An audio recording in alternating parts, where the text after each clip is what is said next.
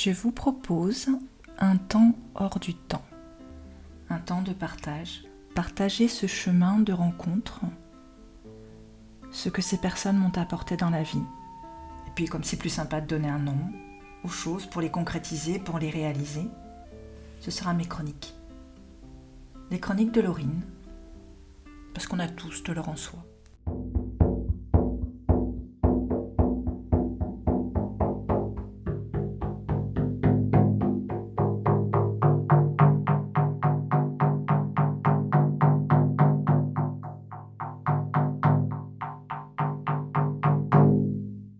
Aujourd'hui, ce sera à travers Guillaume et son témoignage, sa vision du chamanisme, sa relation à la nature, au tambour, à la vie. Avant tout, père de famille de 4 enfants, marié à Mathilde. Un couple qui chemine et grandit ensemble depuis plus de 20 ans. Je vous invite à le découvrir et qui sait, peut-être un jour le rencontrer et mettre au monde votre tambour. Alors, écoute, avant tout, voilà, maintenant dans ma vie présente, je suis un père de famille, 4 enfants, une conjointe qui est aussi dans l'entreprise finalement. Et, tiens, la première chose que je pourrais dire, c'est que l'entreprise, avant tout, c'est notre entreprise et c'est l'entreprise de la vie pour nous. Quelque chose qui a toujours été clair dans ce sens-là entre Mathilde et moi. On a une vision qui va vers la compréhension de la vie dans sa globalité. Je suis arrivé sur cette terre, voilà, un petit peu comme un extraterrestre. Voilà, je vais pas le cacher, j'ai toujours eu cette sensation-là. Hein. Il a fallu bon nombre d'années avant que je puisse comprendre que je n'étais pas un extraterrestre, et que j'avais bien ma place et que il n'y avait rien de farfelu à ce que je pouvais penser. Donc voilà, je me suis construit d'abord dans un univers qu'on connaît, hein, que tout le monde connaît. Donc type de pensée, type de vie nous ont proposé. Donc c'est ce que la vie m'a proposé dans un premier temps, et si je voulais parler de mes premières expériences chamaniques, puisqu'on est quand même là pour parler de chamanisme, je dirais que des expériences m'ont amené à comprendre la vie, tout simplement, parce que bon, moi je tombais malade ou type l'accident, enfin voilà. Mais globalement, voilà, avant mes 10 ans, j'ai passé un bon bout de temps à ne plus vouloir faire partie de cette, pas forcément de cette terre, mais en tout cas de cette énergie hein, qui ne me convenait pas. Donc je sentais déjà très rapidement une énorme différence entre ce que pouvait me proposer et ce que je ressentais au fond de moi.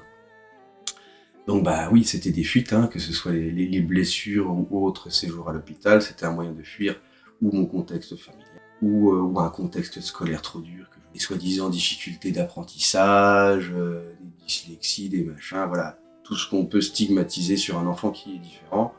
Alors, du coup, ça m'a rendu plus unique et plus fort. Alors pas de chance, hein, ça m'a pas descendu, au contraire. Je me suis dit, merde, pour être vraiment honnête, jusqu'à mes moins 25 ans, j'ai pas bien compris ce qui m'arrivait.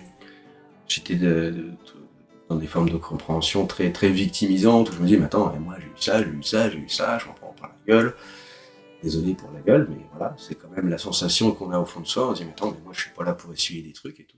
Personnellement, voilà, j'ai toujours été très en contact avec les plantes. Alors moi, c'est plutôt les plantes qui m'ont réveillé, c'est plutôt des choses circonstancielles comme des événements, mêlés après à des introspections très, très profondes, donc par le biais des tambours, dans un premier temps par le didgeridoo, par la voix, par le chant, enfin voilà, ça a commencé dans la forêt, à l'école, je terminais l'école, il fallait que j'aille garder des têtards dans un ruisseau, et puis même des fois, mais qu'est-ce que t'as fait? Ah bah oui, je me suis pas rendu compte, j'étais dans la forêt, voilà, j'avais le pied dans la boue, je regardais un truc, j'ai suivi un animal, j'ai senti un truc, tout était une excuse pour pouvoir rester en contact avec ces énergies. Je peux faire un petit lien direct avec le coup du chamanisme, c'est l'histoire des nœuds. Hein. Euh, Si on veut faire des parallèles comme ça peut être très drôle de se rendre compte que, par exemple, quand mes amis et moi pêchions ensemble, bah, il y en avait qu'un qui faisait les lignes, donc qui fabriquait les lignes, qui montait l'hameçon, qui faisait les nœuds pour les hameçons, et puis j'étais aussi également le seul qu'on venait voir quand la ligne était accrochée, qu'on avait fait des nœuds. Donc j'ai passé déjà toute mon enfance à faire des nœuds et défaire des nœuds. Voilà. Donc, bon voilà, je rigole, c'est une symbolique, mais quand même c'est assez puissant puisque voilà, comme pour la même épisode de la pêche, j'ai toujours choqué la plupart des personnes avec qui j'étais parce que finalement, j'avais un rapport au poisson, à la mort, qui était déjà très clair. Moi, si le poisson, je le mange, je le prenais, je le sortais, c'était un couteau entre les deux yeux, et j'arrêtais sa vie. Que finalement, j'avais enlevé l'émotion une fois que l'animal était mort. Moi, après, voilà, j'étais en train d'utiliser ce qu'il y avait au mieux, et puis c'est tout. J'ai toujours été comme ça, quoi. Hein, je voulais même garder des arêtes. Quand j'étais petit, tu vois, j'étais déjà dans un concept complètement fou par rapport à ça. C'est ces expériences-là. Ça, j'ai pu le comprendre que par la suite. J'ai compris, je dirais, en flashback après, par le biais de certains voyages ou de certaines plantes qui m'ont amené à me remettre dans, non pas une histoire, une situation, mais un positionnement émotionnel, une manière d'être qui m'a dit, bah voilà comment tu étais à ce moment-là. Voilà ce que tu as ressenti. Voilà, c'est super pour pouvoir justement voir déjà quel chemin on a fait, et puis se rendre compte que c'est un état, hein, parce que finalement on en revient, si on veut vraiment parler de chamanisme, on va pas changer les gens, on va changer l'état des gens, l'état vibratoire, l'état émotionnel. J'ai fait les choses sans trop me poser de questions, j'étais bridé quand même dans un monde très matériel, donc ce que je pensais a été mis de côté pour moi, mais stocké en tout cas. Même si au fond de moi je n'y croyais pas, mais je devais accepter que la réalité c'était, si tu veux travailler, si tu veux avoir un métier, il faut arrêter des études. Plus tu as d'études, plus tu seras intelligent, mieux ce sera, plus tu auras un cadre social. Voilà, enfin, j'ai quand même intégré par le biais de la société toutes ces choses-là, dont je me suis maintenant libéré, mais aussi d'une certaine manière, parce que le travail du chaman est de comprendre sa condition, mais aussi de se libérer pour pouvoir libérer l'autre, à mon avis. C'est-à-dire que je ne crois pas qu'on puisse amener quelqu'un dans un chemin que l'on n'a pas soi-même fait. On peut voir, on peut avoir une vision, on peut faire un chemin ensemble, mais pour pouvoir dire, voilà, pour emmener quelqu'un d'un point A à un point B, je crois qu'il faut déjà avoir été de ce point A à ce point B. Voilà. On veut résumer le chamanisme à une chose, ou en tout cas des formes de guérison à quelque chose, c'est que le côté dur, on peut s'en prendre qu'à soi-même, ça c'est le côté un peu dur, mais qui parfois fait un petit peu du bien. La réalité, c'est nous qui créons notre réalité, donc c'est essentiel de comprendre que les éléments extérieurs à nos vies ne sont là que pour nous éveiller à ce qu'on doit comprendre sur notre propre comportement. C'est jamais les autres le problème. C'est jamais les autres le problème. Il y a des personnes qu'il ne faut pas côtoyer, effectivement, parce que là, leur émanation font que on ne peut pas les côtoyer, mais globalement, posez-vous toujours la question de qu'est-ce qui vous dérange. Donc c'est ce qui vous dérange en vous. On n'a pas d'ennemis sur cette terre. La nature n'a pas d'ennemis particuliers. J'avais déjà mon entreprise, je proposais déjà des colliers, des amulettes, choses qui pour moi sont très pertinentes, c'est-à-dire que je passe des formes d'énergie dans les objets que je propose. Et donc, voilà, faire des tambours chamaniques, ça faisait déjà très très longtemps dans ma tête, que j'avais envie clairement, et que je m'en sentais capable, et que voilà, tout était déjà presque établi, j'ai envie de dire. Mais effectivement, là où j'en étais, je voulais pas empiéter sur des collègues, je voulais pas faire de l'ombre, parce que mon ego était aussi relativement démesuré, puisque je pensais que je pouvais faire de l'ombre à qui que ce soit. Non, je peux pas faire de l'ombre à qui que ce soit dans la réalité, en fait. Moi, bon, alors là, ça fait un peu conte de fées, mais je me suis réveillé un matin en me disant, mais fais un tambour, fais des tambours. J'avais déjà mes propres concepts, en fait, il était déjà fait, ces tambours. C'est assez drôle. Donc j'ai commencé à comprendre comment est-ce qu'on pouvait humidifier, chauffer le bois pour le cintrer. Je voulais déjà que ce soit des lames complètes, je voulais que ce soit vraiment des choses, notion de durabilité. Voilà, j'avais déjà tellement de concepts qui étaient ancrés en moi, finalement, que dès que j'ai fait mon premier tambour, j'étais assez complètement serein dans ma démarche. Parfois, je ne le suis pas du tout et ça donne de très bons résultats, mais en tout cas, pour le tambour, qui était un message de positionnement, d'ancrage, de confiance, c'est évident que je dois avoir confiance dans ma démarche, et donc la démarche était quand même structurée par l'avance. J'aimerais bien le dire autrement, avec beaucoup plus de modestie, dire « Ah ouais, non, en fait, j'ai fait mon premier tambour, j'ai trancé du début jusqu'à la fin, ça a été une épreuve complètement invraisemblable pour moi, mais il est magnifique. Et voilà. Alors moi, c'était un cerf, avec un merisier et un attrape-rêve, comme tissage, parce que l'attrape-rêve, c'était vraiment quelque chose de très puissant au fond de moi. Cette manière de réorganiser l'énergie, par le tissage, par la forme, par tout un tas de choses en fait. Et donc il est probable que j'ai initié tous ces beaux rêves déjà dans ce premier tambour, qui a été complètement fou, puisque j'aurais pu le vendre 150 fois. Un tambour, il est là, moi je fais des colliers, arrêtez un peu là, voilà, j'ai pas encore fait de tambour, c'est quoi. Je me sentais même presque déprécié dans les colliers, tellement je sentais toute l'attention sur le tambour. Ok, d'accord, donc là, je pense que t'as compris, quoi. Donc ça a démarré comme ça, et ouais, en fait, la confiance que je me suis autorisé à mettre dans cette démarche-là, donc qui était totale, hein. J'ai pas été initié à quoi que ce soit, en fait. Bon, mon initiation, elle est vraiment au fur et à mesure de ma vie. Je peux maintenant commencer à bénéficier justement des compréhensions que j'ai pu avoir ou des sagesses qui ont pu descendre à certains moments dans ma vie, donc c'est formidable. C'est important, j'avais voulu intégrer sur les tambours que je propose, effectivement, les énergies d'autres arbres, donc j'ai intégré des petites tigettes qui en plus sont très pratiques parce que c'est des petits morceaux de bois, donc moi je peux trouver de ça partout. Si j'ai une branche qui m'appelle, quelque chose qui m'appelle, je le prends, voilà, et je pourrais effectivement l'intégrer pour moi, pour d'autres, peu importe, de toute façon. Euh, dans la vie, j'ai toujours eu la sensation d'être vraiment un canal, quoi. Les choses passent, et puis je suis dirigé.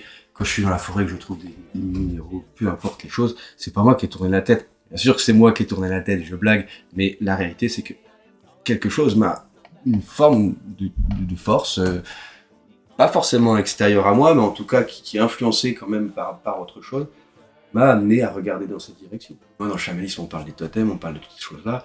Avant même d'avoir connaissance de ce qu'était qu'un totem, comprendre le concept du totem, j'avais déjà des totems. Quand j'étais tout petit, je discutais avec des oiseaux dans mon jardin et j'étais fermement en train de croire que je discutais avec eux. Voilà, bon, peut-être en fait. Hein. Quand on se sent assez proche de l'élément avec lequel on peut communiquer, je crois qu'une réaction vibratoire se crée. Que quelque part, tout est vibration, que finalement, la structure, si on va un petit peu dans la chimie ou dans la réalité, nos structures de molécules, les atomes tiennent entre eux par une structure, et cette structure, c'est finalement, c'est l'énergie, c'est la vibration qui va structurer. Voilà, je ne veux pas faire un détail de tout ça, mais effectivement, tout vibre à une certaine fréquence, donc à partir du moment où nous, on peut communiquer, on peut se mettre dans cette fréquence-là, ou en tout cas, on peut, par une forme de croyance, ou quand on parle de, je sais pas, je dirais pas de transe, mais de connexion à tout. On a l'impression de se dire, ben voilà, on se dépersonnifie certainement. Ça, on peut connaître beaucoup avec les plantes, mais on peut aussi le faire avec le tambour.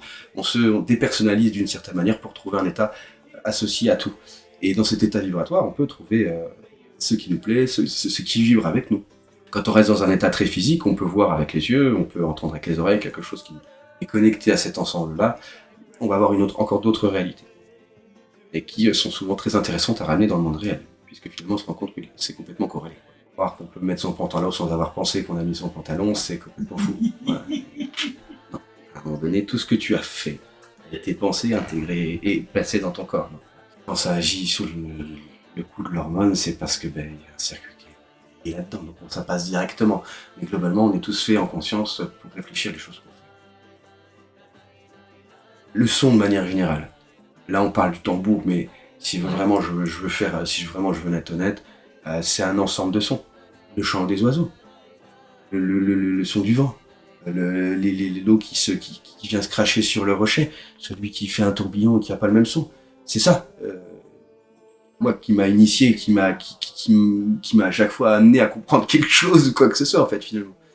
Donc, donc même dans un monde moderne, malgré tout, j'étais pas dans la nature, mais j'étais pas non plus, j'étais pas en ville et j'étais pas non plus complètement à la campagne, quoi. Les signes se présentent partout. Tout est autour de nous, quoi. À nous de savoir le regarder. Et moi, je crois que j'ai été très, très éveillé tout de suite, et puis c'est mon incarnation à voir tout ce qui se passait aussi autour de nous, dans le visible et dans l'invisible aussi. Puisque c'est des moments à regarder autour de soi, des fois comme ça, dans une pièce, qu'est-ce qui se passe. Bon, il y a quand même un moment donné, je me rends compte que des mauvaises choses, des mauvaises entités ou des bonnes choses, mais par contre, il y a effectivement des énergies, des choses que on peut sentir. Voilà. Ça peut être perturbant quand on ne sait pas à quoi c'est associé. C'est clair.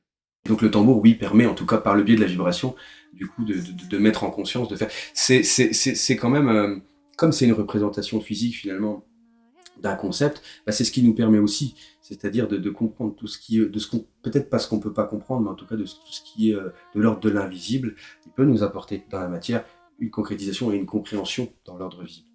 Les chamans, il y a 200 ans, 500 ans, apportaient des réponses à la vie des gens donc ils avaient pas forcément besoin de comprendre à cette époque-là. On leur disait, prends une plante, respecte ça, fais ci, fais ça. Et effectivement, eux, dans leur croyance, ils étaient OK avec ça. Et c'était beau dans le sens du message, puisqu'ils n'avaient pas nécessairement besoin d'avoir tout un tas de compréhension. Nous, maintenant, on s'est tellement blessés, on est tellement à des niveaux où finalement retrouver cette forme de pureté naïve est tellement, tellement compliqué que là, on va dans des modes de compréhension. Moi, je vois que là, maintenant, en tout cas pour ce qui se passe, là, j'ai l'impression que la réalité Et la guérison se passe quand il y a effectivement la compréhension d'un concept spirituel, l'application un peu dans la vie, et la concrétisation réelle. C'est-à-dire qu'il va y avoir un mouvement, une action prise, et là, on fait rentrer dans la matière les choses. Et le tambour, voilà, nous permet de nous donner parfois la solution dans le voyage, de nous dire, ben voilà, comment tu peux faire, et puis aussi, oui, de le faire descendre, mais grâce à une espèce de force. C'est-à-dire pour avoir, on sait tous que, ben voilà, quand on doit dire je t'aime à une fille, bon, il nous faut beaucoup de courage. Et ben quand on doit, c'est exactement cette même énergie. C'est la même. C'est la même. Sauf qu'on la dirige pas vers quelqu'un d'autre. C'est souvent plus facile de la diriger vers quelqu'un d'autre parce qu'on la projette. Et donc du coup, on se dit, si on donne tout à ça, oui, si tu te donnes tout à toi, tu auras le même résultat. C'est une forme de compréhension de l'amour. Bah, si tu veux, c'est des petites, quelque part, épreuves physiques envers moi-même qui m'ont permis de comprendre aussi ces choses-là. Genre, le fois, tu te dis, oui, alors là, je fais un petit tambour. Bon, bah, je peux en faire deux, ces deux petits tambours. Techniquement, il n'y a pas de raison. C'est des choses que j'ai fait dans les premières années. Et ben, au bout du premier tambour, t'en peux plus, quoi. T'en peux plus, il a beau être petit, il fait peut-être 30 cm, ça change rien. L'énergie que t'as à mettre, tu peux pas la mettre dans deux tambours. C'est comme si tu disais que tu devais vivre deux vies en même temps, tu vois. Moi, en tout cas, qui est total, comme quelqu'un qui maîtrise un art martial, comme, voilà. Je connais mes nœuds, je sais tout faire en menuiserie. Ça fait 20 ans de menuiserie, je maîtrise mes outils, je maîtrise les choses avec mes mains. Mais faire un tambour pour moi est toujours aussi difficile émotionnellement, ça change pas. Mais peut-être moins effectivement mal aux mains, où je suis plus habitué, où j'étais habitué à travailler avec la force, à tirer, à faire des choses. Bon voilà, je suis quand même à travailler un peu de force aussi derrière. Mais par contre, le travail émotionnel, enfin en tout cas le cheminement émotionnel qu'il y a derrière, qui est toujours le même, pour moi, pour les autres, pour tout le monde. Donc oui, moi je peux te dire de toute façon, du premier jusqu'au dernier tambour que je ferai de ma vie, quand je le fais, il se passe quelque chose. Et ça c'est sûr. Le chemin qui mène vers la naissance d'un tambour ou son adoption peut s'exprimer de différentes manières. Ce que Guillaume va nous expliquer. J'essaye, en tout cas dans la démarche que j'ai, de ne pas de proposer des choses aux gens que je ne me proposerais pas à moi-même.